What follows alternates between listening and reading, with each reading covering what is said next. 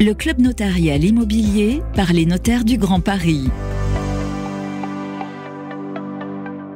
Bonjour à tous, bienvenue dans ce nouveau numéro du Club Notarial Immobilier. On est ravis de vous retrouver en direct, donc je vous préviens dès maintenant, vous pouvez poser vos questions, on prendra le temps d'y répondre à la fin.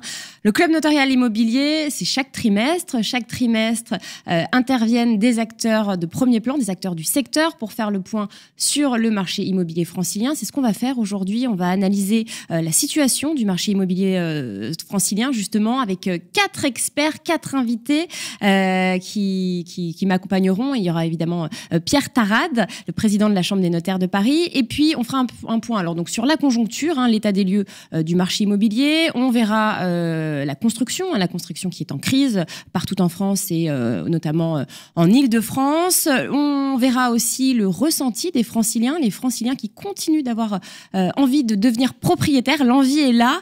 Et puis, on parlera évidemment de ce qu'il faut faire pour améliorer la situation. Voilà, on terminera par une note positive, j'espère, les propositions de nos intervenants. Pour donc ce club notarial, j'accueille Pierre Tarade. Bonjour. Bonjour. Alors, vous êtes le président de la Chambre des notaires de Paris. On va commencer avec vous dans quelques instants, justement, avec les chiffres que vous avez dévoilés ce matin en conférence de presse. Les chiffres donc de l'année 2024 et du 4e trimestre 2024. Ça. À côté de vous, Stéphane Glucksmann, bonjour. Bonjour. Alors, vous êtes secrétaire général de la FNAIM Grand Paris, donc la Fédération nationale de l'immobilier. Vous venez avec cette casquette, mais vous êtes également, je vais quand même le dire, directeur général adjoint de Citia Immobilier, un grand monsieur de l'immobilier. À ma gauche, bonjour, vous êtes Bruno Allouin, qu'on a déjà reçu d'ailleurs. Vous êtes un habitué du club notarial. Un habitué peut-être pas, mais en tout cas, je suis déjà venu. Ouais, voilà, donc vous êtes coprésident de la FPI, donc la Fédération des promoteurs immobiliers Île-de-France.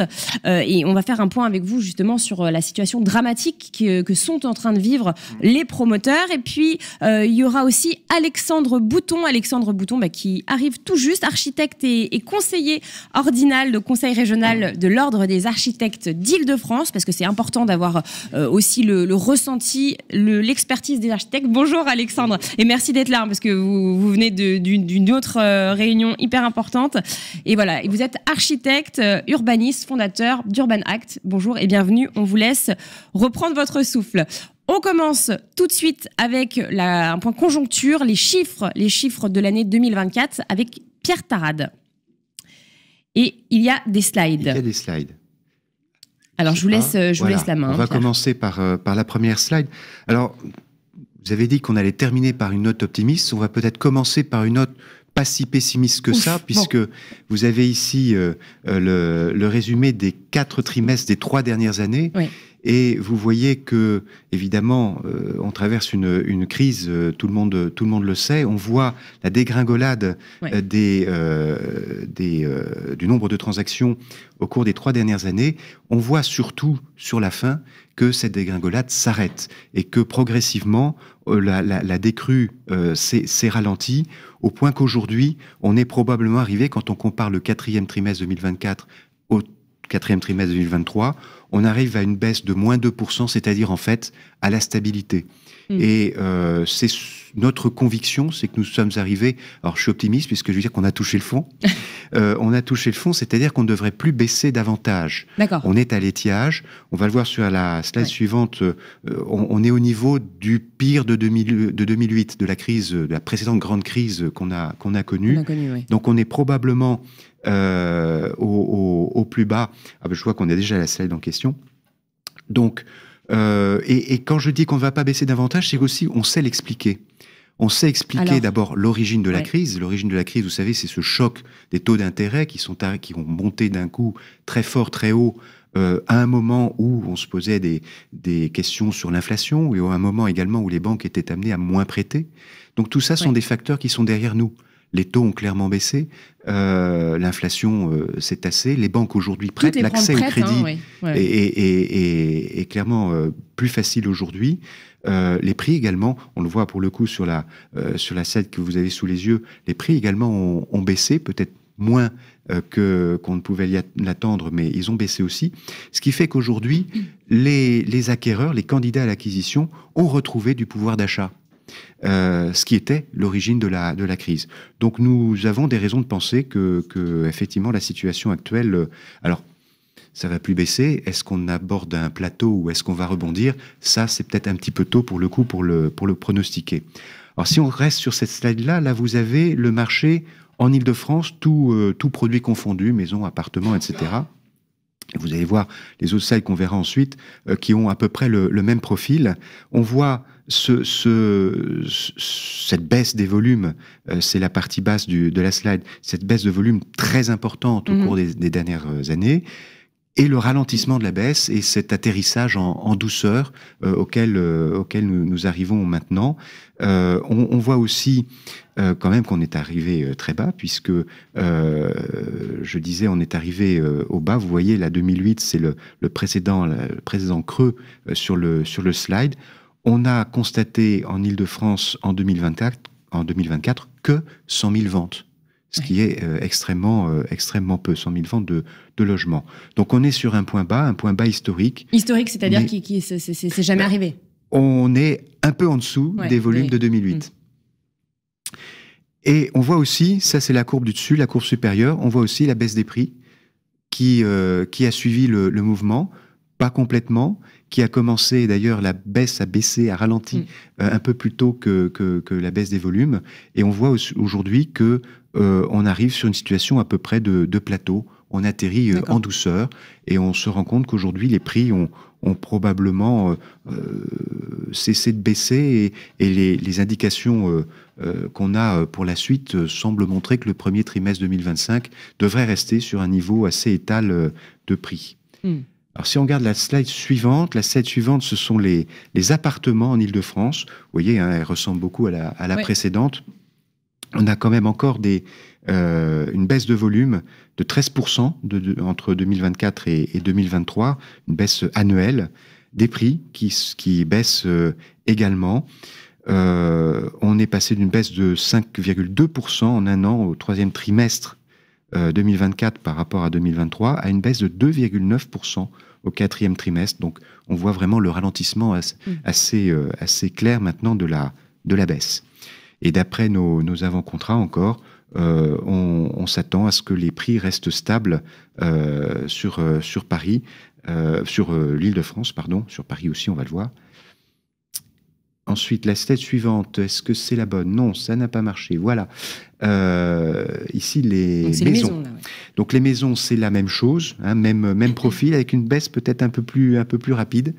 Et par rapport à nos prévisions, pour le coup, on s'attend non seulement à ce que les prix ne baissent plus, mais peut-être même à ce qu'ils rebondissent un petit peu au printemps, avec l'effet saisonnier. Je visite la maison, le jardin, tout ça. Il peut y avoir un petit effet saisonnier de remontée des prix. Et si on termine avec une dernière slide, vous voyez que le profil est toujours à peu près le même. Ça, ce sont les appartements parisiens. Alors, l'amplitude peut-être des variations est moins nette parce que sur Paris, le phénomène de ralentissement de la baisse a commencé plus tôt, donc forcément les variations sont moins accusées. Mais bon, on a des prix qui ont baissé, aujourd'hui. On est à 9 500 € du mètre carré. La moyenne globale, c'est 9 500 € du mètre carré, et on s'attend à ce que cette moyenne reste stable dans les mois qui viennent. Donc voilà, si on peut faire une petite synthèse de tout ça, c'est que les éléments sont quand même encourageants pour dire que les acquéreurs immobiliers ont reconstitué, peut-être pas tout, leur pouvoir d'achat immobilier des années folles, des années 20, 21, 22, mais ils ont reconstitué du pouvoir d'achat immobilier. Les taux ont baissé, les prix ont baissé et se stabilisent. Donc, on peut penser que les éléments sont en place pour une reprise du marché. Après, il y a des phénomènes d'attentisme qu'on peut très bien comprendre, avec des taux qui ont peut-être vocation à encore baisser. Je ne sais pas si ça va... Je pense qu'il faut arrêter d'y penser, mais voilà.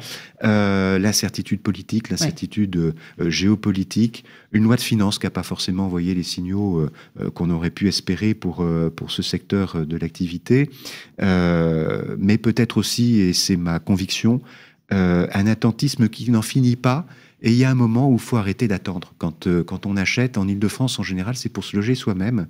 Oui. Et quand il manque une pièce à son appartement ou quand on habite trop loin de son bureau, il y a un moment où il faut comparer ce besoin-là à ce qui fait qu'on attend. On attend peut-être une baisse de quelques dixièmes des taux d'intérêt, mais quand on va financer ça sur 25 ans, est-ce que franchement ça va changer la vie? Est-ce que ça change pas plus la vie d'avoir une pièce qui manque ou d'avoir trop d'heures de trajet tous les matins? Globalement, quand vous parlez des prix qui baissent, qui ont baissé, en tout cas, je ne sais pas s'ils vont continuer à baisser, on est d'accord, c'est en moyenne sur l'Île-de-France. Hein. C'est en moyenne sur l'Île-de-France. Bah là, la dernière slide qu'on avait, c'était sur Paris, mais effectivement, en moyenne sur l'Île-de-France, les prix ont baissé, oui. Alors, dans quelques minutes, on va faire le point avec vous, Bruno, pour les chiffres côté FPI, donc côté promotion immobilière. Juste avant, j'aimerais avoir un petit retour peut-être de Stéphane Glucksmann, le retour terrain, j'ai envie de dire, des agents immobiliers en Ile-de-France. Est-ce que vous êtes d'accord avec... vous êtes d'accord. Est-ce que vous constatez, en tout cas, quel est votre ressenti par rapport à ces chiffres des notaires? Alors d'abord, je suis complètement d'accord avec mon voisin. Déjà, ça part bien. Ce que nous ressentons, effectivement, on est un peu en amont de ce que vivent les notaires, puisqu'on est avant l'avant-contrat. Oui. On ressent effectivement un marché qui tend à se détendre un petit peu. Alors, c'est pas l'euphorie, c'est pas ce qu'on a connu, c'est pas ce qu'on espère, mais le marché tend à se détendre. Il y a des acquéreurs, il y a des vendeurs. Alors, vous savez que dans la transaction, vous avez des ventes que je qualifie d'obligatoires. Contraintes, on va dire. Contraintes. Ouais. Les mutations, donc la mobilité, les décès, les séparations. Les naissances, pour avoir un peu de positif. Les naissances, et j'allais conclure par ça, les naissances qui font qu'il y a des ventes contraintes, donc il y a toujours un volume. Bon, après, il faut qu'on ait en face des acquéreurs, et surtout, ce qu'on a vécu ces dernières années, vous l'avez dit, il faut qu'on finance ces acquéreurs. Il faut qu'on leur trouve de quoi devenir... entre guillemets, sexy pour les banquiers, et de nouveau retrouver de quoi financer leurs projets. Ce qu'on vit, c'est que le marché parisien est un marché qui est encore quand même bien tendu, parce qu'on a des prix, et qui dit prix dit volume, dit gros financement. Donc là, on va retrouver des gens qui ont déjà de l'apport, mais sur des surfaces relativement réduites. Le bel appartement familial parisien, il n'est pas abordable par le Parisien classique, celui qui aujourd'hui prend son métro, son RER, voire le train pour venir travailler. Donc ceux qui travaillent à Paris, en fait. Ceux qui travaillent à Paris, c'est difficile de s'y loger. De se loger à Paris. Voilà. Donc on sent un déport vers, même plus la première couronne, mais plutôt vers la seconde couronne, qui là semble avoir un certain regain. On semble avoir de la demande parce que, effectivement, appartement ou maison, spacieux, jardin, des choses plus agréables, confort de vie, et puis des contraintes parfois environnementales qui n'existaient pas il y a encore 10 ans. Ce n'était pas un sujet. Vous posiez la question à 10 acquéreurs, c'était le dernier point. Dire ah oui, l'environnement aussi. Mais aujourd'hui, ce n'est plus le cas. Et puis, la naissance du télétravail, tout ce qui... Le post-Covid a fait aussi modifier ses besoins.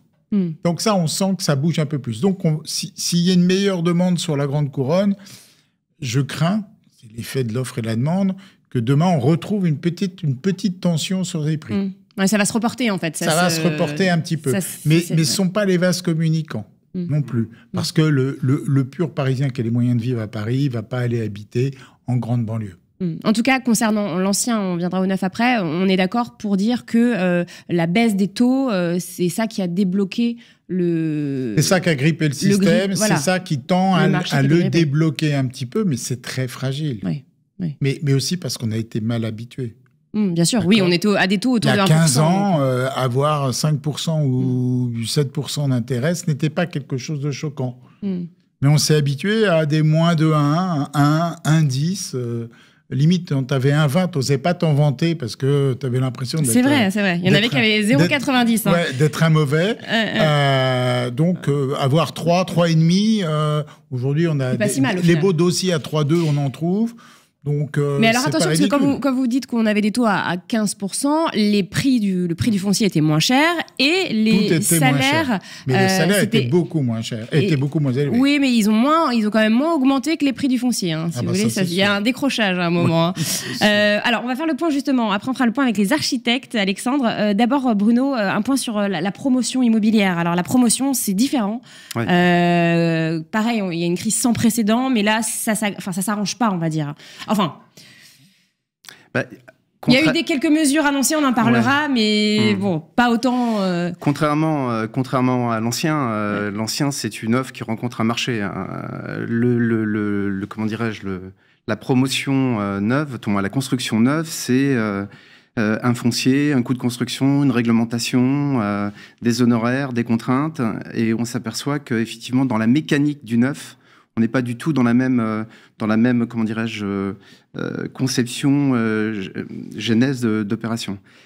Ce qu'on constate, nous, sur 2024, effectivement, c'est une année historiquement basse, puisqu'on a, par rapport à toutes les données qu'on a depuis plus de 30 ans à la FPI, on n'a jamais constaté aussi peu de réservations. Vous avez des données depuis plus de 30 ans, il n'y a jamais eu un... Depuis plus de 30 ans, 2008 a été écrasé, parce que 2008, il y a eu un rebond 2009 qui a été aussi très très bon, mais 2008 a été écrasé. Bon, on a vraiment une année horribilis sur l'année 2024, et... en guise de message d'espoir, je reprends quand même ce que vous avez dit, la baisse des taux va nous aider. Il y a quelques mesures qu'on évoquera. Ouais. Pour parler volume, on a la genèse de la crise, on la connaît en partie. Hein, Parlez bien dans votre micro, juste désolé. La genèse de la crise, on la connaît en partie. C'est effectivement la hausse des taux brutale.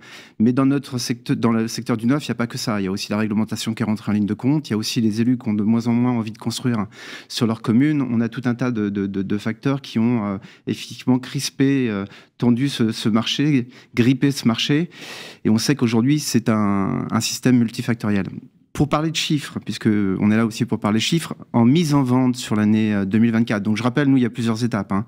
Il y a la première étape qui consiste à dire qu'il faut avoir les autorisations administratives. Une fois qu'on a les autorisations administratives, quand on a qualifié le produit, c'est-à-dire qu'on pense qu'il va rencontrer le marché, d'où une baisse très significative en 2022-2023 avec la hausse des taux qui faisait qu'on n'avait plus d'acquéreurs en face de nous. Donc il n'y avait plus de demande en fait. Il n'y avait plus de demande, donc il a fallu requalifier les produits. Quand on aura requalifié les produits, on met donc en vente. Donc la mise en vente, on est tombé à 9 250. Donc ça, c'est du jamais vu. Hein. Mise en vente sur l'Île-de-France. 9 250 mises en vente. Et on a fait 14 500 réservations. 14 500 réservations sur une population de 12 millions, un peu plus de 12 millions de personnes. C'est ahurissant. C'est effectivement un constat qui est un peu dramatique. Alors, qui est dramatique dans ses effets, hein, parce qu'il y a des effets aussi de personnel. Hein. Les promoteurs se sont restructurés. On a fait on a essayé de requalifier les opérations. Je pense que mon ami architecte à côté va aussi lui parler de son secteur qui souffre aussi de cette situation. On est effectivement sur des volumes qui sont inférieurs à 70% de ce qu'on a connu en 2019. On ne parle pas d'un temps préhistorique. Ouais. C'était il y a 4-5 ans. Donc, et alors, moi, le côté optimiste des choses, je l'aurai inévitablement parce que comme je suis entrepreneur par définition, il faut être optimiste. Mais par contre, on rentre dans une séquence politique qui va être compliquée pour nous. C'est-à-dire les élections municipales qui, effectivement, sur le neuf... Pourquoi ? Parce que, expliquez peut-être à notre audience, parce que les maires, en gros, pour se faire élire, ils évitent les permis de construire. On dit maire bâtisseur, maire perdante, au moins, c'est un peu la... En tout cas, c'est ce que les gens ne souhaitent plus qu'on densifie autour de chez eux. Bon, je sais pas. Alors, on est dans une région, juste pour donner quand même quelques tendances et quelques chiffres qui permettent de voir ce qu'est l'Île-de-France. L'Île-de-France, c'est 3% du territoire national. C'est 20% de la population, c'est 25% du produit intérieur brut. Et sur ces 3% du territoire national, donc un confetti, on concentre donc 20% de la population. Et sur ces 3%, il y a grosso modo 50% qui est dédié aux infrastructures. La part dédiée au logement, c'est 13% de ce territoire. Donc c'est ridiculement petit. Donc si on ne densifie pas, on ne pourra pas loger les franciliens. Donc ça, c'est juste des données factuelles. C'est pas une volonté de densifier pour densifier, c'est des données factuelles. Donc aujourd'hui, on se retrouve effectivement par rapport à des élus qui ne veulent pas appliquer le règlement d'urbanisme qu'ils ont pourtant mis en place. Et donc, on est dans un urbanisme négocié. Donc, on y va, on négocie. Vous négociez avec les élus. Avec les élus. Qui négocient avec les habitants. Qui négocient avec leurs habitants, qui sont leurs électeurs, bien entendu. Et donc, on se retrouve dans une situation où tout le monde négocie avec tout le monde. Ce qui fait que ça crée à la fois de l'insécurité juridique, une insécurité économique, parce qu'on ne sait pas trop sur quelle base on va partir sur nos bilans. Et tout ça dans un... Alors, les élus, avant, commençaient, entre guillemets, cette réflexion, on va dire, 6-8 mois avant. Là, on est déjà dans la séquence. Donc là, ça veut dire que les élections sont en 2026, donc dans l'année prochaine. Là, vous sentez déjà un ralentissement Depuis fin 2024, on a déjà clairement des gens qui nous disent bon, c'est bien, mais l'opération, si on peut la sortir après les élections, c'est mieux. Penser à son intérêt avant l'intérêt général, hein, c'est souvent c'est un peu le problème. Notre difficulté. Alors, côté architecte, Alexandre, c'est vrai que vous aussi, vous ressentez une tension qui est palpable, notamment à travers les inscriptions à l'ordre. Hein, c'est ce que vous me disiez... Notamment, enfin, on va en parler. Oui, bien sûr. Donc du coup, c'est vrai que les architectes sont tout aussi touchés de plein fouet par la crise du secteur. C'est évident, il y a moins de commandes, il y a une contraction de la commande sur la ville-centre, avec beaucoup d'architectes qui sont présents. Et donc du coup, on observe dans les inscriptions, en effet, une forme de desserrement, c'est-à-dire des gens qui bougent en Île-de-France sur des secteurs où il y a peut-être moins de confrères, moins de concurrence. Donc, il y a des recherches de travail. On voit bien qu'il y a une contraction de la commande privée, publique, sur le neuf. C'est très inquiétant. On vient de le dire là sur la question des élections. On a du mal à avoir une visibilité. On a des projets qui, du jour au lendemain, se retrouvent en questionnement complet sur des projets structurants de territoire, qui donnaient une visibilité aux acteurs économiques, à la réponse aux besoins des habitants. Et puis, pour des questions budgétaires, de re-questionnement de budget à la fois global, à la fois local, on voit bien que là, il y a une difficulté à se projeter dans l'avenir. Nous, en tant qu'architectes, quelque part, on participe à la construction de cet avenir à travers des faisabilités à la fois économiques, à la fois projectuelles, en équipement, en logement, à l'échelle de quartiers, à l'échelle de morceaux de ville et puis de bâtiments. On voit qu'aujourd'hui, il y a une crise. Sur les éléments, je dirais, de l'origine de cette crise, c'est vrai qu'elle est multifactorielle. Elle est à la fois sur les taux d'intérêt, on l'a bien compris.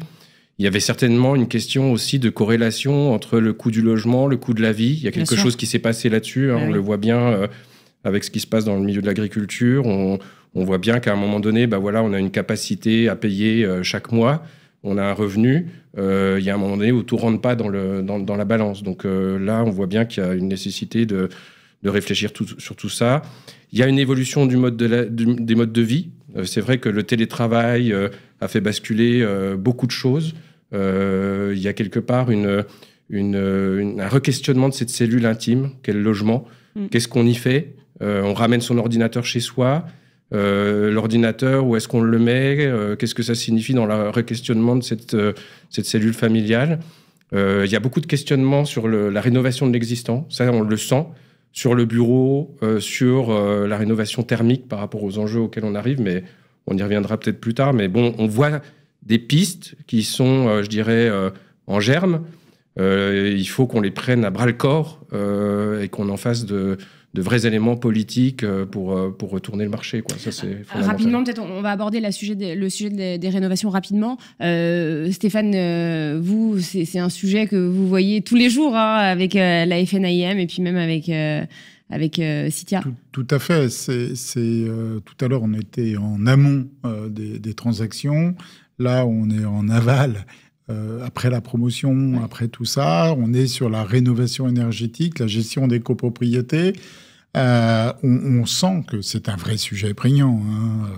On en entend parler. On a des mesures très coercitives lancées par les pouvoirs publics qui sont à l'envers de toute logique, puisque on interdit aux gens de se loger, puisque rien que sur Paris.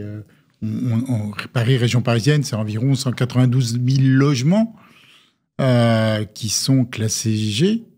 Et ça sont les chiffres de l'ADEME sur ce qui est passé après 2021. Donc, si on remet ceux de 2021 ou ce qui va arriver comme comme nouveau DPE, c'est juste catastrophique. Donc, on va plus pouvoir loger parce que... Les G, ils sont déjà sortis, en 2025, janvier 2025, c'est les G qui étaient interdits à la location. Et avec une imprécision des pouvoirs publics sur la notion de nouveau bail, de renouvellement du bail. C'est pas clair, ça. On attendait... C'est hélas très clair. Enfin, il y avait eu une proposition de loi qui n'a pas été, adoptée. C'est que depuis le 1er janvier 2025, effectivement, les logements qui sont venus en renouvellement, si on est en G, ils sont déclarés insalubres.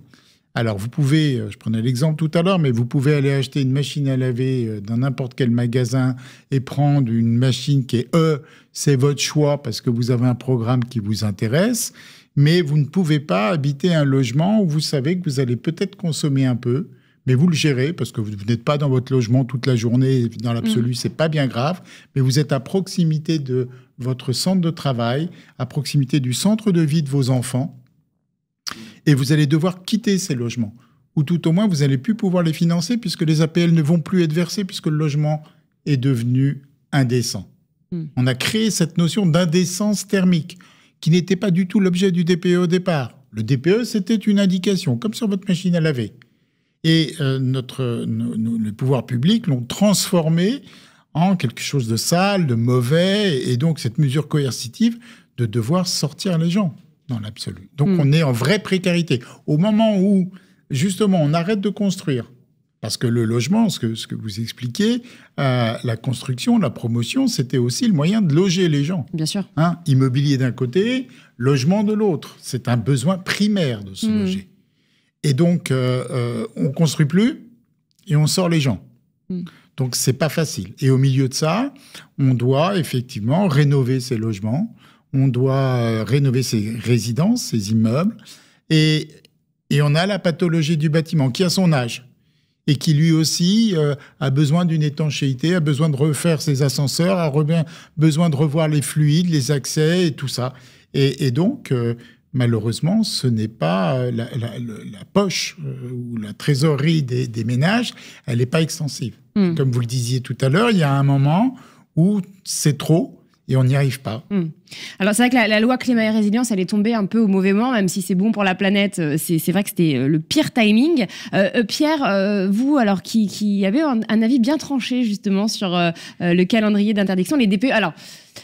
C'est vrai que c'est compliqué à Paris. Comment Je pense que je partage cet avis tranché avec pas mal de monde ici. Tout à fait. Mais comment à Paris on peut rénover une passoire thermique donc je parle de Paris intramuros par exemple. Quand on voit les immeubles haussmanniens, souvent parfois ils sont classés. Enfin voilà, on peut pas les rénover par l'extérieur.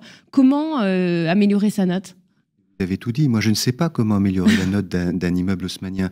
Il a été conçu et construit à une époque où on ne se posait pas les questions, qui sont les bonnes questions. Il n'est pas question de ma part de contester le bien fondé des préoccupations climatiques. Mais aujourd'hui, on a une mesure qui est excellente dans son intention, mais catastrophique dans sa mise en œuvre. Effectivement, elle n'a pas été faite pour ça. Et il n'y a eu aucune étude d'impact. Il n'y a pas d'étude d'impact, il y a des remontées du terrain, nous y avons contribué, mais on ne nous entend pas. C'est vrai que c'est difficile d'aller contre une mesure environnementale. Mais la mesure, j'ai rien à ajouter sur ses effets négatifs aujourd'hui, sauf peut-être à donner mes propres chiffres et mes propres constatations. Sur Paris, depuis le 1er janvier, c'est 50 000 logements qui sont sortis du marché locatif. Et on le voit parce qu'on parle à nos clients. Nos clients renoncent à mettre leurs biens en location parce que ces 50 000 logements qui sont sortis, c'est le même chiffre, c'est 50 000 € en moyenne pour mettre un logement aux normes. Oui. Les gens n'ont pas les moyens. Les gens n'ont pas les moyens. Et malgré les aides, parce qu'il y a des aides. Et je vais revenir à ça. Malgré les aides, ils n'ont pas les moyens. Et quand bien même ils les auraient, c'est difficile, je vais y revenir aussi. Mais une fois qu'on a dit ça, ils ne remettent pas le bien en location et pour autant, ils ne le mettent pas en vente parce qu'ils savent qu'il est dévalorisé. Et donc, on a un recul. Pour ça, on est parti de la crise du marché immobilier. La crise du logement, la crise du marché immobilier marchent ensemble parce qu'aujourd'hui, on sort des biens des deux marchés, locatifs et vente. Alors, à Paris spécifiquement, Paris, c'est le Paris d'Haussmann. Ce sont des immeubles qui ont été construits avec des toitures en zinc qui sont une catastrophe du point de vue énergétique probablement, avec d'ailleurs des matériaux aussi, parce qu'on regarde les pierres de taille des façades, mais derrière, c'est pas forcément une qualité, on va dire, contemporaine. Donc, on a construit des passoires thermiques qui aujourd'hui sont détenues par des copropriétés. Donc, décider de faire des travaux dans une copropriété, évidemment, c'est difficile. Pas toujours évident. On est en zone architecte des bâtiments de France partout dans Paris. En 25 ans de métier, j'ai dû voir 2 ventes où on n'était pas en zone architecte des bâtiments de France. L'architecte des bâtiments de France, il ne va pas donner son accord pour qu'on isole par l'extérieur les belles façades haussmanniennes. Donc comment est-ce qu'on va faire? À Paris, on ne peut pas. Indépendamment des moyens financiers qui manquent, on ne peut pas réglementairement se mettre aux normes. C'est pour ça que une de nos pistes de réflexion, c'est d'invoquer d'abord peut-être les spécificités parisiennes pour dire qu'on devrait peut-être essayer à Paris un moratoire, prendre le temps de réfléchir, prendre le temps peut-être d'avoir un dispositif adapté à l'immobilier parisien qui est en train de mourir. Bien sûr. Par cette réglementation. Et vous parliez des copropriétés, je précise juste que donc, cette obligation de rénovation ne touche que les propriétaires bailleurs. C'est aussi pour ça que... oui. C'est-à-dire que les propriétaires bailleurs ne sont pas touchés aujourd'hui, tous ceux qui louent autrement. Bien sûr, oui. Un petit point, alors on va revenir à la construction, les problématiques liées à la construction en Ile-de-France, bon, qui se répercute aussi sur la France entière, mais là on fait un focus sur l'Île-de-France. Alors on a parlé des maires, la problématique des municipales, Bruno. Il y a le prix du foncier, on l'a dit, le prix du foncier qui augmente, qui se fait rare maintenant avec notamment le dispositif ZAN, zéro artificialisation nette des sols. Est-ce que vous pouvez me dire les autres facteurs aussi qui rentrent en compte? Peut-être juste par rapport à ce que disaient ces messieurs, le neuf a un avantage, c'est qu'il répond aux normes les plus exigeantes. Et notamment en France, on sait effectivement qualifier de très exigeants les normes qu'on nous impose. Donc à ce niveau-là, le neuf est un réel avantage par rapport à l'ancien. Mais pour qu'on puisse acheter du neuf dans des zones tendues, il faut aussi on est souvent un secondo accédant et donc il faut qu'on puisse vendre l'ancien. Donc on est chaînés. Hein. De toute façon, on est tous ensemble et on vit tous la même crise. Alors, ce qui procure de l'attention sur le neuf, hein, on l'a quand même évoqué.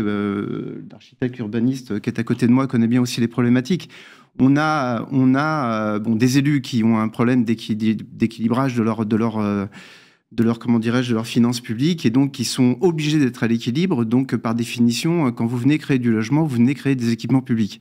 Donc, il y a un facteur, indépendamment du fait de dire le maire ne veut pas construire, il y a aussi un facteur lié à son équilibre économique sur lequel il est obligé effectivement d'être à l'équilibre. Donc, il va jouer sur ses investissements, sur son fonctionnement. Et donc, ça crée effectivement des difficultés pour créer des équipements publics.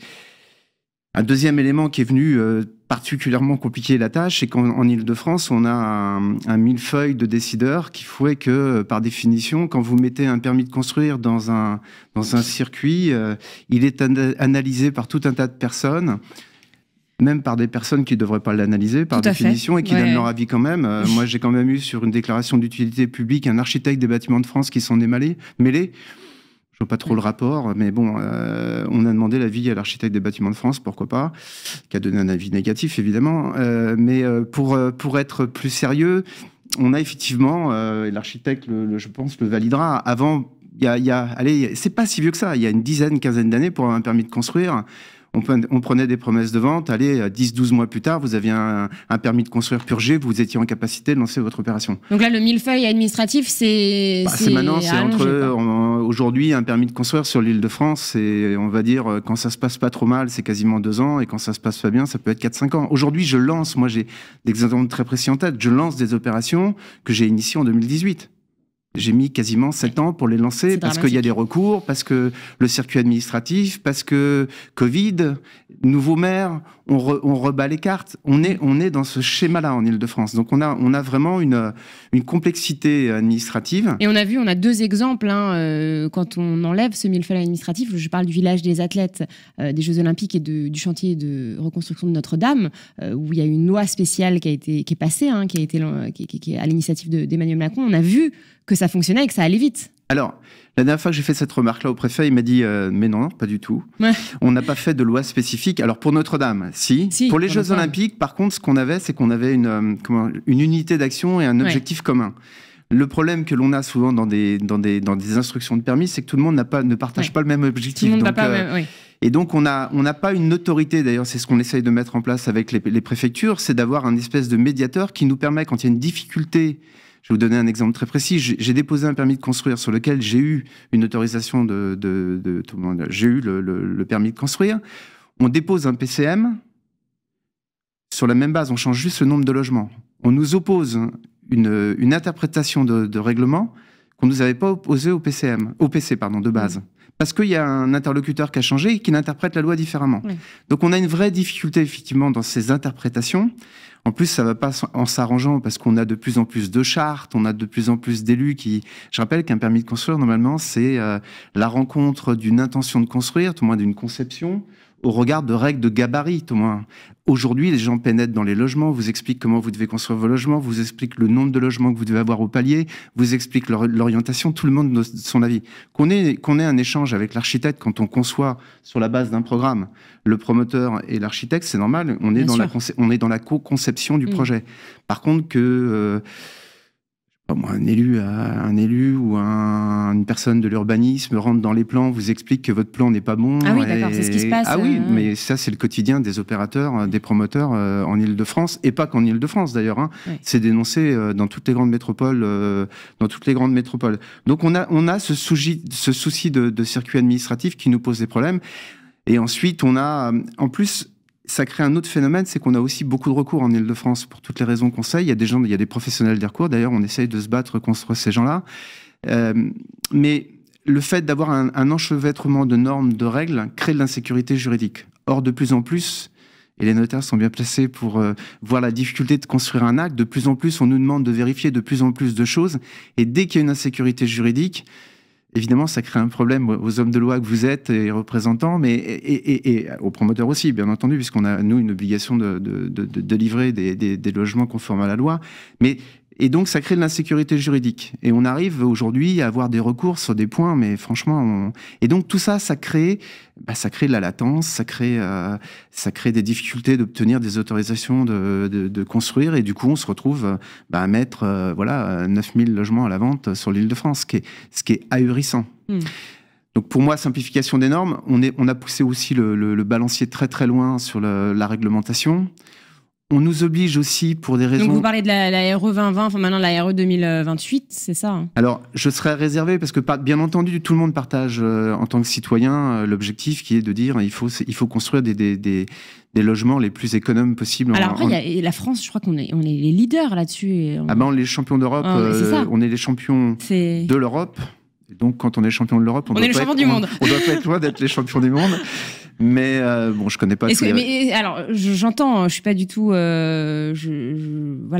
contre ce. Non, mais personne l'est d'ailleurs. Voilà, tous les personne ne l'est. Ouais. Mais est-ce qu'on va pas trop loin justement dans les. Alors, on a une discussion au niveau de la FPI effectivement pour faire entendre à nos aménageurs ou aux villes qui. Alors, le problème, c'est que maintenant, dans les PLUI, vous avez des gens qui inscrivent des obligations.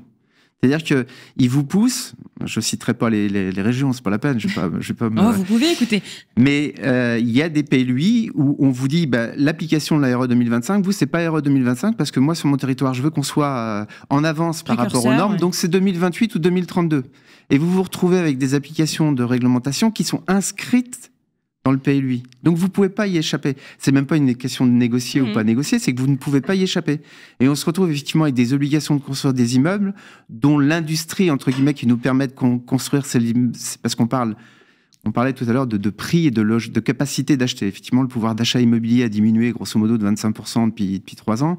Et donc tout ça surenchérit le prix. Il y a un autre élément sur lequel la FPI se bat, c'est la typologie de ces logements. Parce qu'à travers les chartes, on nous impose souvent de faire des grands logements. Or, quand vous regardez la démographie en Île-de-France, Monsieur citait tout à l'heure, Maître Tarat citait tout à l'heure les habitants parisiens. Hein, soit vous êtes dans le locatif social, soit vous avez de gros moyens sur Paris. Tout au moins, la classe moyenne a été chassée de Paris. Je ne veux pas faire de politique, mais c'est simplement factuel.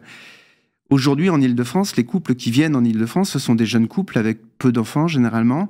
Or, on nous oblige dans les chartes à avoir des typologies qui sont en moyenne autour du T3, ce qui veut dire qu'on a des grands T4, des grands T5, et on ne trouve pas la population pour acheter ces logements. C'est parce que, effectivement, en valeur absolue, ça fait des masses, on le disait tout à l'heure, ça fait des masses importantes, et donc le pouvoir d'achat étant amputé, vous n'arrivez pas à vendre ces appartements. Donc ça crée toutes ces chartes, ces normes, qui sont sur le fond, qui sont, on pourrait dire, positives, mais qui sont cumulées les unes avec les autres, sans tenir compte à la fois du bassin sur lequel on se trouve, à la fois du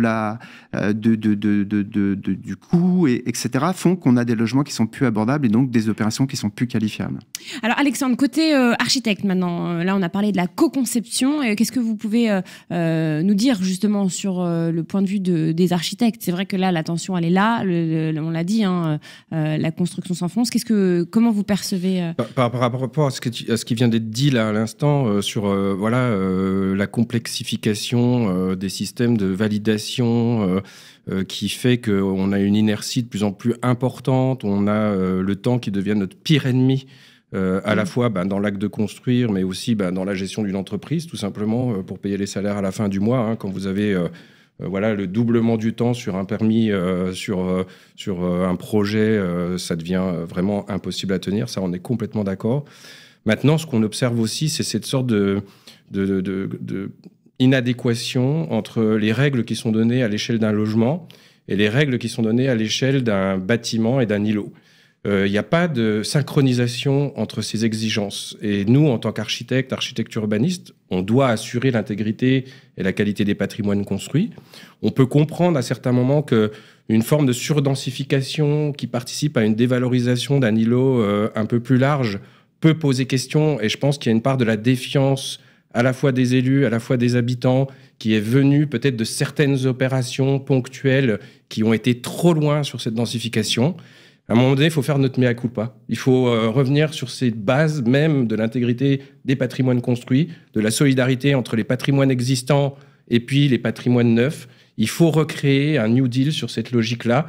Et voilà, se dire l'architecture d'utilité publique, on en est tous garants là autour de la table, dans chacun des professionnels qu'on est. Par contre, imaginez qu'on refonde une nouvelle manière de construire de manière plus solidaire. Ça, à mon avis, c'est vraiment le challenge.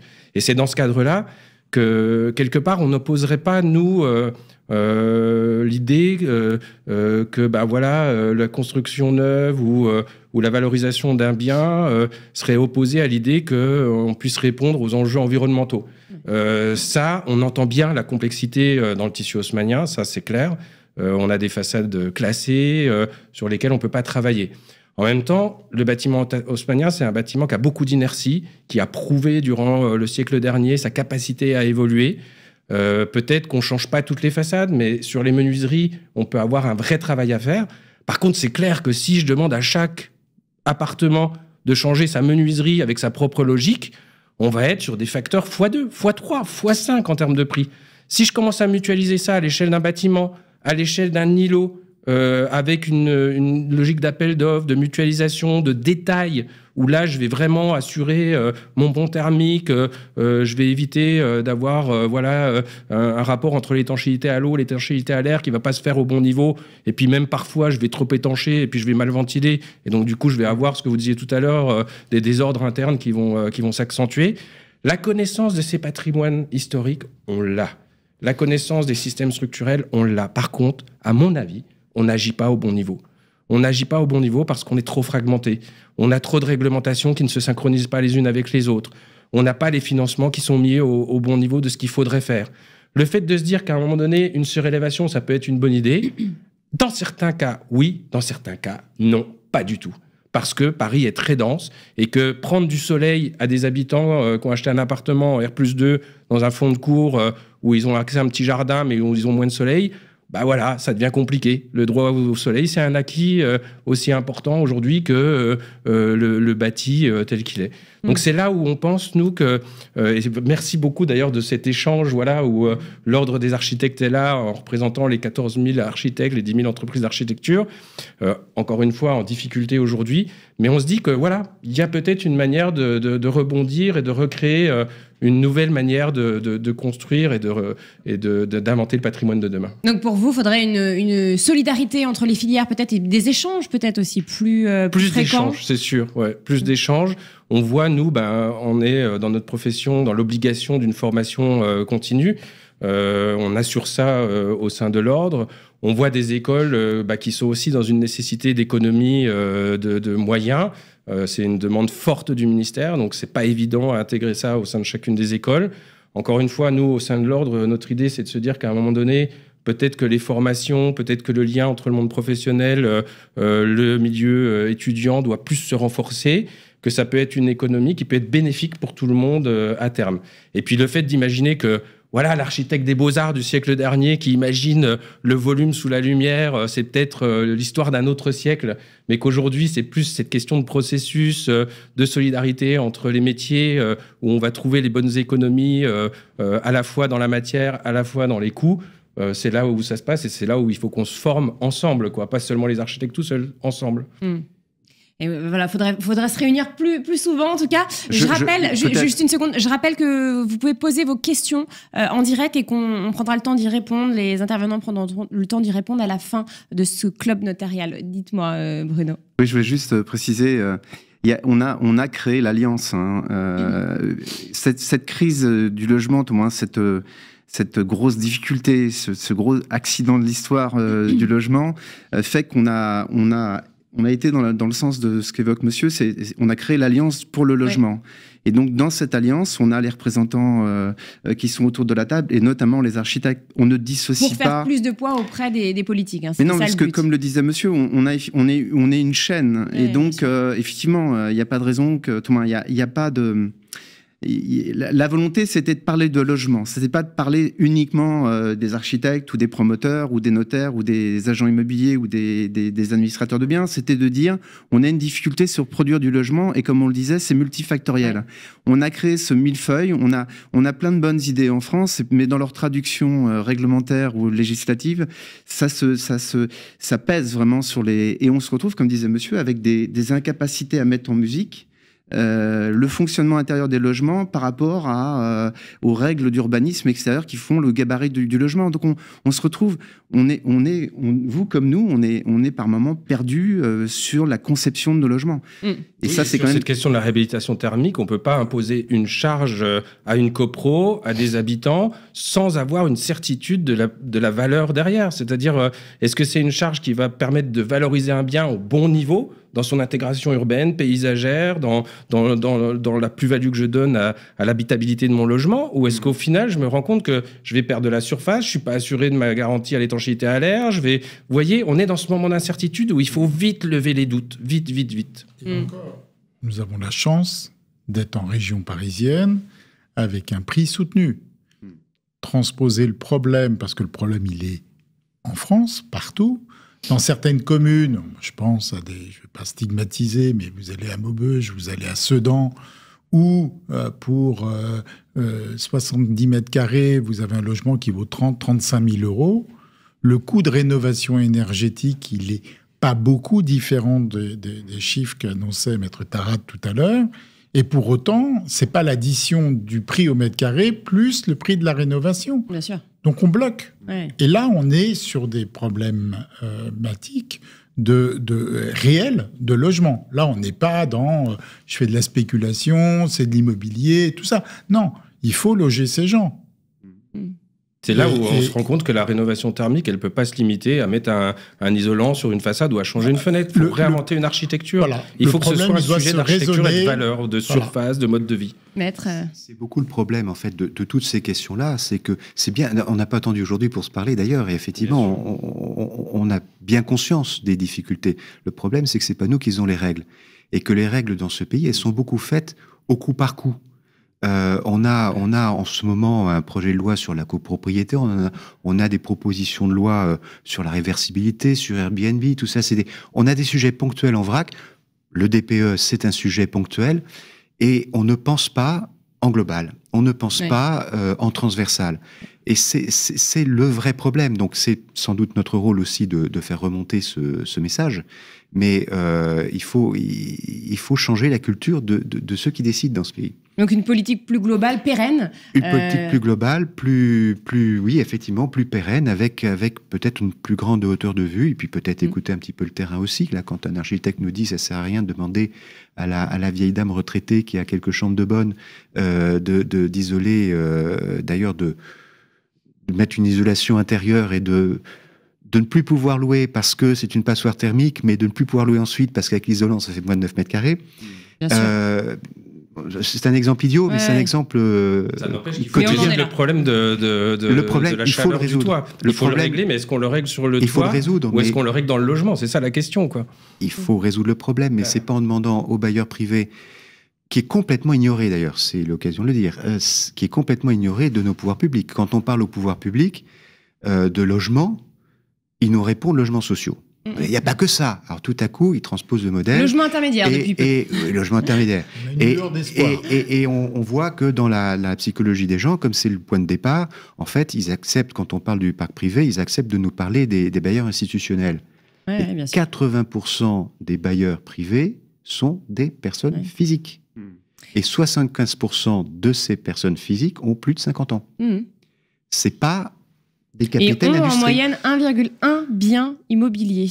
Absolument. Parce que c'est vrai qu'il y a un peu une vision manichéenne des propriétaires, on va dire les méchants propriétaires richissimes, et c'est pas le cas. Mais c'est pas le cas. Il faut arrêter de penser effectivement en niche fiscale, etc. D'ailleurs, on a compris. Il y en a plus de toute façon. Le Pinel, c'est fini. Mais il faut arrêter de penser en niche fiscale. Il faut penser en intérêt public majeur d'assurer le logement dans ce pays. Le logement, parce que c'est là que les gens habitent, que c'est un droit de l'homme, et puis c'est aussi une activité économique importante. Donc il y a un enjeu principal, majeur dans notre pays, et il faut penser que ceux qui y mettent la main, ils agissent dans l'intérêt général. Bien sûr. C'est l'UNPI, l'Union qui défend les propriétaires, l'Union nationale, qui dit que c'est un rôle, un devoir du citoyen quand on est propriétaire. Absolument. Voilà, on loge des gens. Je trouve ça assez intéressant. 30% des personnes logées par des bailleurs privés sont éligibles ou seraient éligibles à un logement social. Donc le logement privé est un vrai, c'est pas un accessoire. C'est une solution. C'est une solution. Alors, je parlais de lueur d'espoir parce que Madame Létard, il y a quelques jours, a déclaré qu'elle travaillait. Il y avait une mission qui est en cours. Alors, il y a quelques pistes étudiées. En matière politique, c'est souvent le moyen d'enterrer les choses. Créer une commission ou mettre une mission. C'est vrai qu'il y en a eu beaucoup d'émissions. Il y a une volonté. Il y a une volonté. Il faut qu'elle dure assez longtemps pour être mise en place. Ce qui est un vrai problème. Et je rejoins ce que vous disiez tout à l'heure. Le problème du logement ou de l'immobilier en France, c'est la durabilité. C'est que les gens passent, les politiques passent, comme ce sont eux qui font la politique du logement, et qu'ils n'écoutent pas assez le terrain. Eh bien, on commence quelque chose, on s'arrête, on reprend autre chose, et on cumule des législations. C'est même pire que ça. Je ne sais pas si vous avez suivi ce qui s'est passé avec le statut LMNP, loueur meublé non professionnel. C'est devenu rétroactif. Donc, ça veut dire que les investisseurs qui avaient fait le choix, par exemple, il y a 5 ans, de prendre ce dispositif, aujourd'hui, on leur dit, eh bien, les loyers que vous avez perçus depuis 5 ans devront être réintégrés dans la plus-value. Enfin, c'est quand même aberrant de voir que on n'encourage pas les Français, c'est ce que vous disiez, au final, on n'encourage pas les Français à investir dans la pierre alors qu'on a besoin de ces Français, de ces propriétaires particuliers. Et on parle pas... Oui, pardon. Ceci dit, on a quand même... J'ai envie de dire, on a la chance d'avoir une ministre de plein exercice qui connaît le sujet. On n'a plus de plein exercice. Elle est redevenu ministre délégué. Faut suivre. Faut suivre. Mais en tout cas, on a une ministre qui connaît le sujet et qui effectivement nous a demandé de réfléchir au statut du bailleur privé parce que effectivement tout le monde a conscience que c'est un vrai rôle sociétal qui remplit, puisque comme vous le disiez, tout le monde ne peut pas être en logement locatif social, par définition. Donc, et on n'en produit pas suffisamment, et c'est pas souhaitable d'ailleurs. Même pour la société, c'est pas souhaitable. Donc, il y a un vrai rôle. D'ailleurs, à ce titre-là, je rappelle, mais je pense que nos auditeurs le savent, c'est que le promoteur privé réalise 50% de logements sociaux sur l'Île-de-France. Donc, quand on est à l'arrêt, la production de logements sociaux s'arrête également. Mais sur le statut du bailleur privé, on a bon espoir, en tout cas on le souhaite tous, c'est qu'il y ait effectivement le rôle de ce bailleur privé personne physique qui soit, alors sous une forme ou sous une autre, mais qui soit considéré pour jouer son rôle. Parce qu'il y a un autre phénomène, c'est que effectivement tout le monde... L'État ne fait pas d'analytique, il raisonne en budget et en recettes et en dépenses, donc il ne fait pas d'analytique. On a essayé à plusieurs reprises de leur prouver que le Pinel était une bonne mesure fiscale pour l'État, il avait plus de recettes que de dépenses. Mais bon, ça n'a pas marché. Aujourd'hui, donner effectivement une objectivité à ce raisonnement du bailleur privé, c'est aussi aller dans le sens de la commercialisation plus rapide de nos logements, donc des démarrages plus rapides de nos opérations, puisque il y a encore peu de temps, le bailleur privé personne physique représentait entre 30 et 45% des opérations lancées en Île-de-France. Il y a des opérations en zone d'activité, en zone d'aménagement concerté qui n'aurait pas démarré si on n'avait pas eu ces investisseurs privés personnes physiques, parce que personne ne voulait y aller. Donc, il y a un moment, elle joue le long terme, elle joue la plus-value à long terme. Donc, il y a aussi un rôle mécanique et opérationnel. Vous parliez du temps. Quand on a un permis, si on peut pas le mettre en œuvre parce qu'on commercialise pas, et ben ça marche pas. Alors on va passer à la suite. On va faire un petit point rapidement sur le ressenti justement des Franciliens, parce que c'est quand même ça qui est intéressant. C'est une étude, un baromètre très intéressant puisqu'il a été réalisé sur 11 000 personnes, donc c'est assez important. Ça a été réalisé par Aris Interactive à la demande de Procivis. L'envie de devenir propriétaire est encore là. Ce chiffre assez marquant. 67% des Franciliens locataires, donc non propriétaires, souhaitent acheter leur résidence principale. C'est 7% de plus que la moyenne nationale.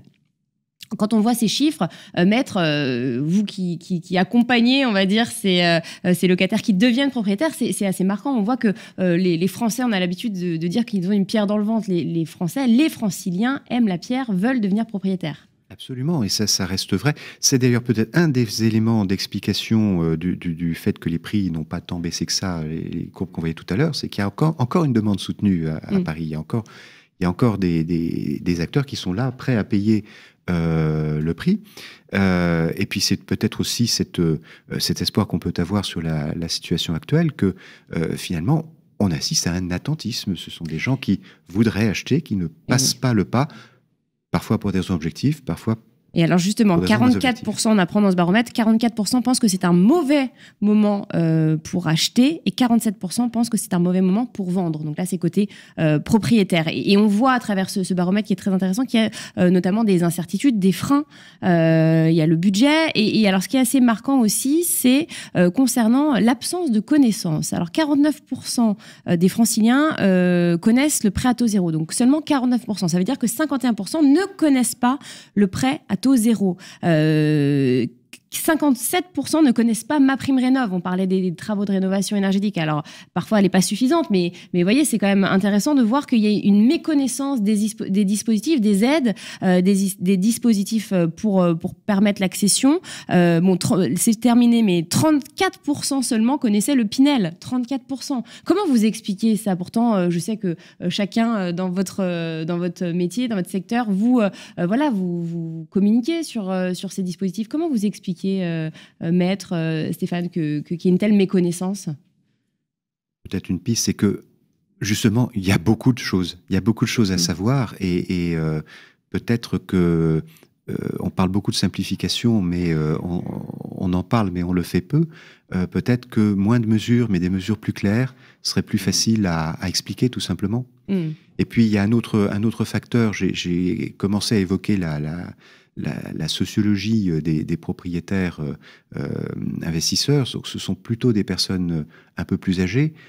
Quand on vous dit MaPrimeRénov', il y a tout sur Internet, mais quand vous voyez l'âge moyen d'un bailleur privé, c'est pas forcément quelqu'un qui passe sa vie sur Internet. Oui. Donc il y a un souci à ce niveau-là, en tout cas, les canaux d'information, en fait. C'est ce que vous nous dites, les canaux d'information ne sont pas les bons, en tout cas. Stéphane ? Ils sont pas les bons, je vous rejoins complètement. L'information qu'on y trouve, d'ailleurs, sur Internet, n'est pas toujours la bonne, parce qu'il y a à boire et à manger, hein, et parfois il est difficile d'arriver à faire la séparation de ce qui est bon et pas bon. Et puis, il y a un problème de sécurisation de toutes ces aides. Il y en a trop ou mal indiqué, mal fléché. Ça change beaucoup. Ça change beaucoup. Il n'y a pas de sécurisation. Donc, ce qu'on peut évoquer à un moment ne sera plus vrai 3 mois, 6 mois, 1 an plus tard. On le voyait sur la réglementation sur les meublés.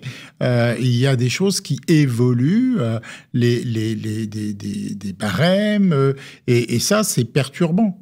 C'est perturbant parce que quand on va vers l'achat d'un logement, on a besoin de stabilité, de sécurité. C'est pour ça qu'il faut s'adresser à des vrais professionnels, un notaire, un agent immobilier, prendre un architecte, choisir un promoteur qui existe, s'assurer que tout le monde est bien assuré et autres. Donc on peut sécuriser toute la chaîne.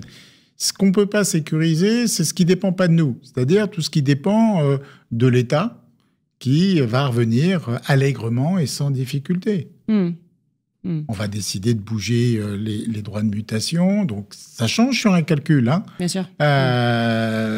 Nous, on voit sur les propriétaires... Alors ça, ce sera à la demande de chaque département. Enfin, chaque département décidera. Hein. Je rappelle que c'est une augmentation sur 3 ans. Mais il ne faut pas se leurrer. On a supprimé la taxe d'habitation, ce qui était demandé par personne d'ailleurs, hein, puisque c'était plutôt, c'était plutôt un impôt assez bien accepté. Tout à fait. Voilà. Il n'y avait pas trop de réticence. Donc on a supprimé cette taxe d'habitation. Il faut bien retrouver du financement. Les communes, les collectivités locales, elles manquent cruellement de financement. Bien sûr. Elles ralentissent des projets, elles arrêtent des projets, les projets qui explosent parce que les enquêtes augmentent et donc il faut de plus en plus de diagnostics de ci, de ça et ainsi de suite. Donc les projets des collectivités locales explosent, les financements diminuent, donc il faut bien aller rechercher de l'argent. La taxe foncière, sur Paris, 60% en 2 ans, alors évidemment, elle n'était pas très élevée non plus. Mais quand même 60%. Donc pour un propriétaire ou pour un investisseur qui veut demain aller chercher, qui ne va pas obligatoirement aller chercher de la plus-value, mais qui va chercher une rentabilité, une sécurité de son patrimoine, avoir un marché qui peut parfois être baissier, s'arrêter, une rentabilité qui diminue, qui s'arrête, voire qui est négative une fois qu'on a tout cumulé.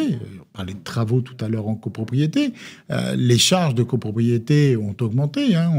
La FNAIM Grand Paris publiait son baromètre. C'est plus de 10% d'augmentation des charges de copropriété. C'est pas neutre. Bien sûr. Sur cette question de voilà l'explosion, enfin la fragmentation un peu des processus de financement qui permettent pas d'y voir clair et qui fluidifient pas le marché, du coup, c'est important de noter qu'avec l'association Grand Paris Climat, donc qui a été fondée par la métropole, il y a cette idée que les agences locales de l'énergie puissent se concentrer dans une sorte de guichet unique. Nous, au sein de l'Ordre des architectes, avec MaPrimeRénov', on a quand même une liste d'architectes qui sont certifiés MaPrimeRénov', justement pour pouvoir avoir... Donc RGE, reconnu garant de l'environnement. C'est ça, exactement. Et donc, du coup, mais ce que vous dites est complètement vrai. Il faut vite aller vers ce guichet unique qui permet de donner une visibilité claire, d'avoir un interlocuteur unique pour les copropriétés, pour les investisseurs. C'est fondamental. Dans le neuf, le PTZ est un bon exemple. On a effectivement...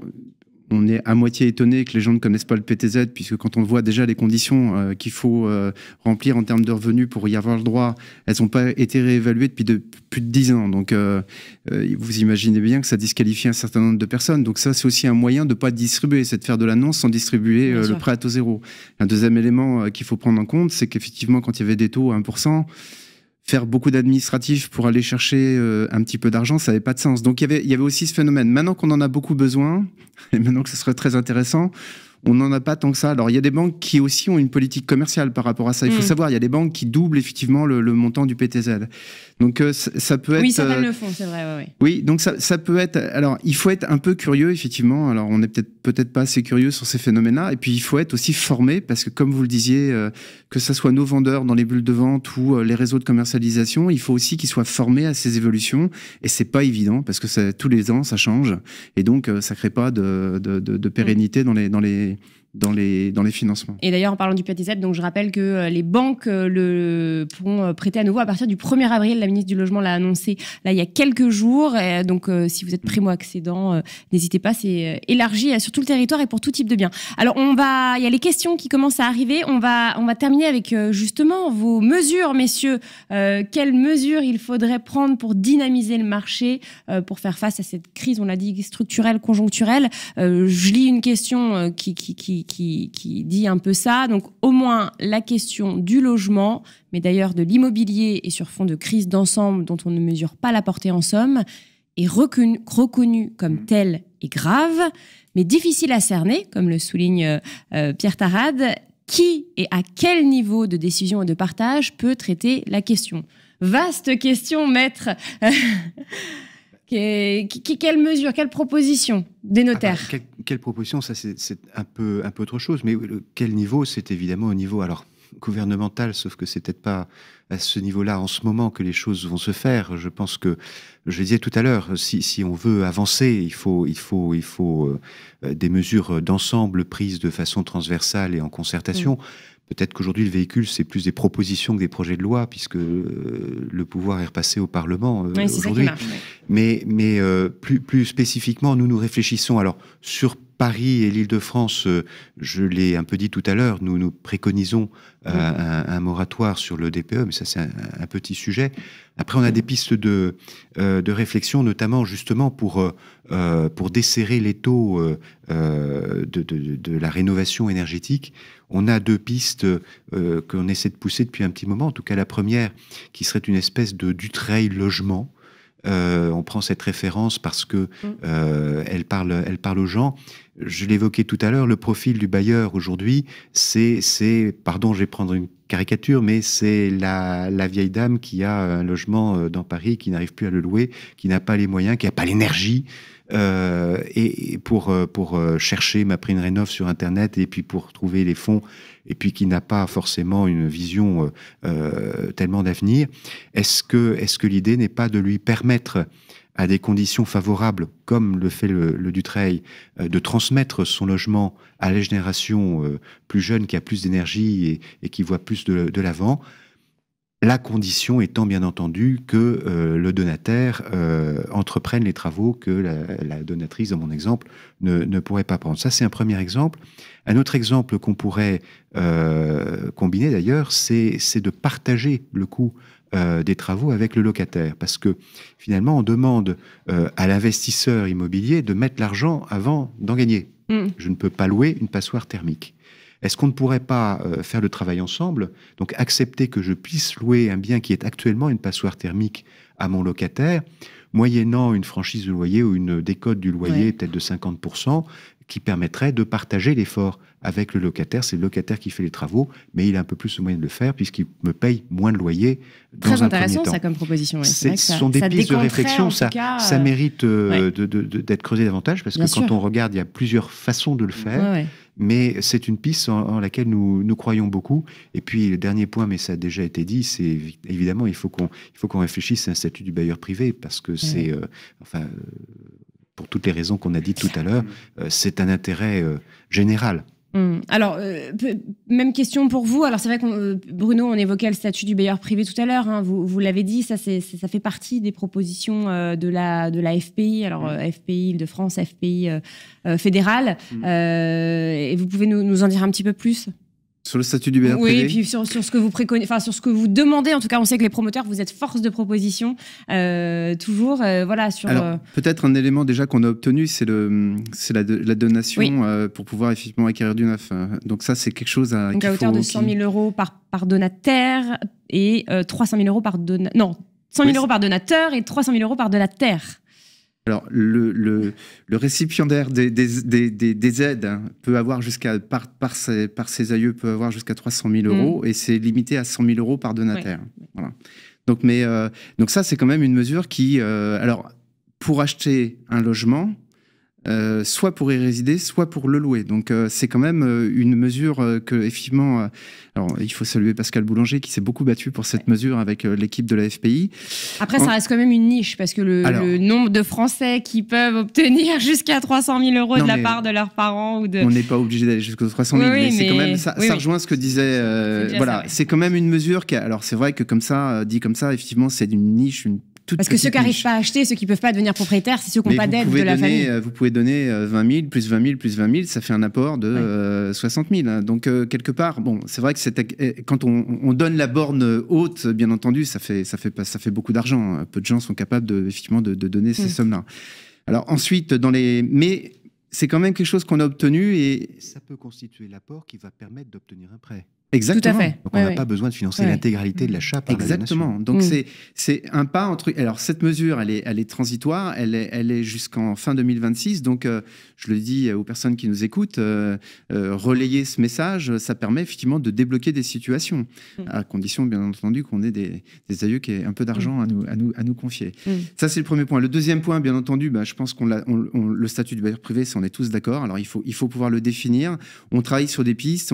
La notion d'un rôle dans lequel on serait avec un amortissement, un minimum de rentabilité. Tout le monde. Alors c'est ce qui est étudié en ce moment. Valérie Létard l'a annoncé. Voilà, un amortissement, ce sera à l'étude dans la mission. Voilà, on est en train de travailler avec effectivement les équipes de Valérie Létard et on y travaille avec un certain nombre d'interlocuteurs qui font partie de l'Alliance. Plus on aura un tronc commun partagé, plus on sera fort par définition sur cette thématique-là. Ensuite, je l'ai évoqué, c'est aussi tout à l'heure la simplification du circuit administratif qui nous permettrait, alors ça c'est un vœu pieux, mais tout le monde parle de simplification, donc il faut continuer à insister sur ce débat-là, et on commence à en mesurer toutes les conséquences maintenant, clairement.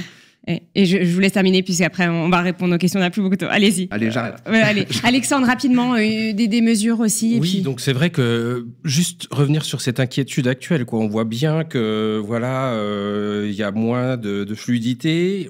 Est-ce que le marché va se redémarrer? Est-ce qu'on est sur un plateau?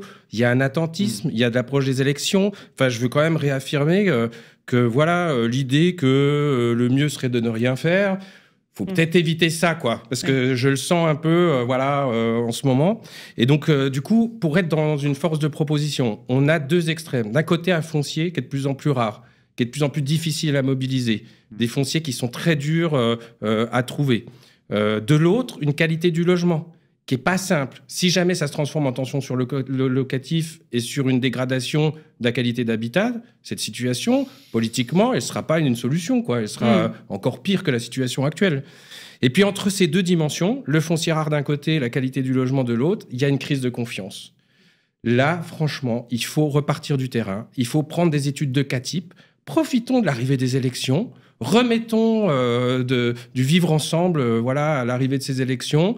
Prenons des îlots-tests. L'État donne des garanties. Il y a un vrai manque d'ingénierie dans les collectivités aujourd'hui qui ont du mal aussi à s'y retrouver dans tous ces éléments-là. Il faut peut-être insuffler une dynamique entre la région, la métropole, l'État d'un côté, les collectivités de l'autre. On prend des projets d'intérêt général et puis on travaille ensemble. Il faut redonner un peu faut préparer le terrain pour ce qui va sortir là dans les 2, 3, 4, 5 ans.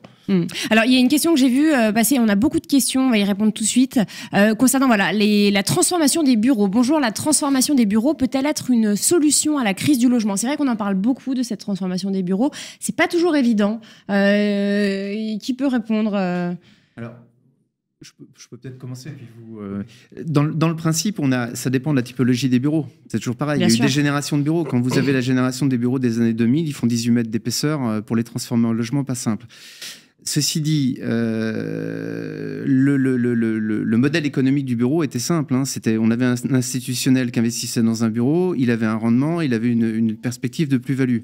Aujourd'hui, vous leur dites vos bureaux sont obsolètes puisque maintenant vous remplissez plus les normes environnementales, donc il faut faire des travaux. On leur dit votre immeuble est obsolète. On a effectivement le Covid qui est passé par là, ce qui fait que les gens travaillent de plus en plus en télétravail. Donc il y a une reconfiguration complète de ce marché. On explique à l'investisseur qu'il va perdre de l'argent s'il vend son bureau pour transformer son immeuble en logement.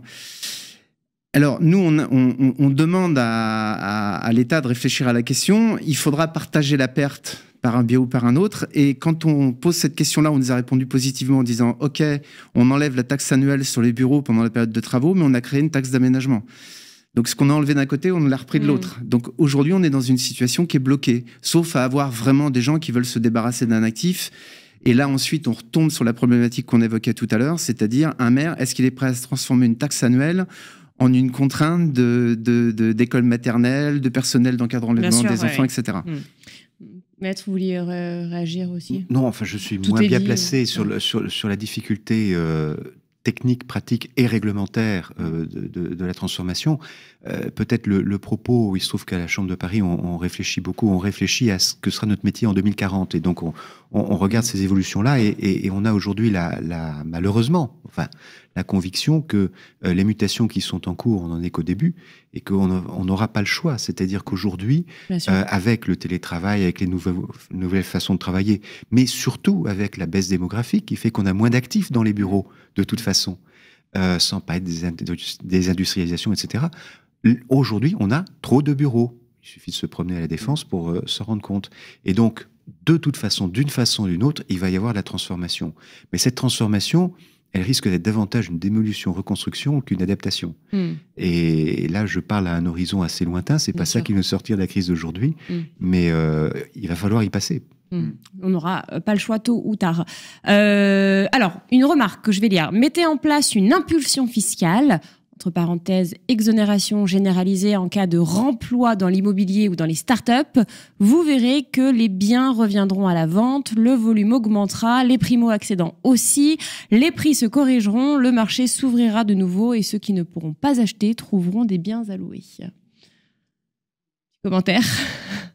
C'est une belle vision idyllique. Je ne suis pas sûr que ce soit l'actualité. Parce qu'effectivement, même si ça rejoint un peu un propos que j'ai pu tenir tout à l'heure, c'est-à-dire qu'on a bien compris que l'époque n'était plus aux niches fiscales. Ça, c'est clair et on comprend aussi pourquoi. Pour autant, il faut qu'on revienne sur cette idée que le logement, c'est un intérêt général et national, et peut-être que ça fait partie du statut du bailleur aussi, ou du propriétaire immobilier. Il faut peut-être effectivement, à défaut d'être incité, ne plus être assommé. Alors, amélioration du DPE dans un immeuble haussmannien à Paris. J'ai installé une nouvelle chaudière et mis des doubles vitrages. Que puis-je faire de plus pour un appartement en 4e étage sur 6? Alors là, on est vraiment dans le cas précis, le concret. Qu'est-ce qu'on peut faire de plus? Il manque le traitement du toit, 30% des déperditions énergétiques, en général, c'est quand même pas rien. Et après, en effet, est-ce qu'on isole par l'intérieur? Si on a des combles habitables, c'est quand même compliqué de perdre de la surface ou de la hauteur sous plafond. Après, il y a une vraie question sur les toitures aujourd'hui. D'un côté, on veut qu'elles soient à Paris inscrites au patrimoine mondial de l'UNESCO. De l'autre, c'est des îlots de chaleur, les pires qu'il va y avoir dans les années qui viennent. Est-ce qu'on repeint le zinc en blanc? Ça risque de donner un Paris un peu étrange. Est-ce qu'on arrive à faire des terrasses végétales qui viennent protéger des ensoleillements d'été qui vont être des moments très très compliqué à vivre. Ça c'est une piste intéressante. Très intéressante, qui a été là sur l'Académie Climat, qui a été testée. Il y a des vraies réflexions avec des coûts qui peuvent très bien être efficaces. Voilà, il y a encore une fois une manière d'adapter, de faire quelque chose d'hybride qui réponde à la fois aux besoins et à ces questions d'enjeux climatiques. Après, très clairement, on travaille sur des grosses rénovations là en termes de bureaux ou de logements. Quand on est une copro de 300 logements et qu'on est face à une rénovation, on a un bâtiment qui peut être un peu compliqué, ça peut être très lourd à l'échelle individuelle. Il y a un vrai besoin d'accompagnement. Après, il faut vraiment, sur les questions de rénovation, regarder les façades nobles, les façades moins nobles, les façades orientées plein sud, les façades orientées plein nord. On ne peut pas avoir le même traitement. À un moment donné, on peut gagner de la surface à certains endroits pour financer une rénovation.